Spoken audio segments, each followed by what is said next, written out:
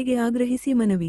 ವಿವಿಧ ಬೇಡಿಕೆಗಳನ್ನು ಈಡೇರಿಸಬೇಕೆಂದು ಒತ್ತಾಯಿಸಿ ಶುಕ್ರವಾರ ಗ್ರಾಮ ಪಂಚಾಯ್ತಿ ನೌಕರರು ಶಾಸಕರಿಗೆ ಮನವಿ ಸಲ್ಲಿಸಿದರು. ಗ್ರಾಮ ಪಂಚಾಯ್ತಿ ನೌಕರರ ಸಂಘದ ಲಕ್ಷ್ಮೇಶ್ವರ ತಾಲೂಕು ಘಟಕದ ಅಧ್ಯಕ್ಷ ಬಸವರಾಜ ಯಳವತ್ತಿಯವರ ನೇತೃತ್ವದಲ್ಲಿ ನೌಕರರು ಮೆರವಣಿಗೆ ನಡೆಸುವ ಮೂಲಕ ಶಾಸಕರ ಮನೆಗೆ ಆಗಮಿಸಿದರು.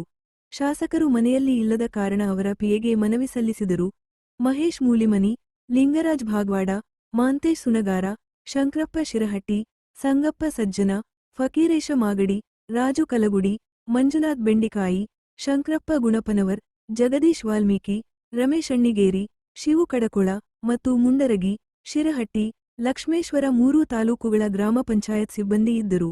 ವರದಿ ನಾಗರಾಜ ಹಣಗಿ, ಪ್ರಜಾಧ್ವನಿ, ಲಕ್ಷ್ಮೇಶ್ವರ.